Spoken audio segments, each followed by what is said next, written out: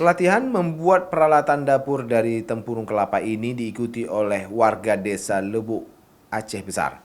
Mereka dilatih untuk membuat centong nasi, centong kuah, hingga mangkok. Hasil dari produk warga ini nanti akan dipasarkan ke pasaran maupun ke wisatawan yang berkunjung ke desa wisata itu. Selain itu, mereka juga akan mendapatkan pelatihan membuat beragam jenis kerajinan lain dari tempurung kelapa yang memiliki nilai ekonomi tinggi. Nanda Anissa, salah seorang peserta yang mengikuti pelatihan ini, merasa sangat membantu ekonomi kreatif. Dia bersama rekan lainnya diajarkan membuat kerajinan dari tempurung kelapa. Hal ini akan terus dikembangkan sehingga ditargetkan dapat membuka peluang usaha di desa itu. Jadi kami di sini ada 3 kegiatan membuat kerajinan. Yang pertama kerajinan membuat centong nasi, centong kuah, dan mangkok. Kegiatan yang digelar oleh Balai Pelatihan Vokasi dan Produktivitas ini juga dilaksanakan di 3 kabupaten kota, Lubuk Sukun di Aceh Besar, Anek Laut di Kota Sabang, dan Aceh Tengah.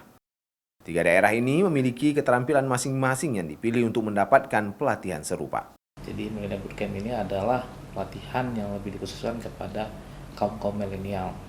Dan ini pelaksanaan pelatihannya memang kita fokuskan kepada desa wisata, desa bahari, dan kawasan-kawasan yang lain. Melalui program Millennial Bootcamp ini, diharapkan mampu terus mengasah soft skill masyarakat di desa sehingga adanya produk unggulan yang ditawarkan kepada wisatawan yang berkunjung nantinya dan dapat meningkatkan perekonomian warga. Syahril, Kompas TV Aceh Besar.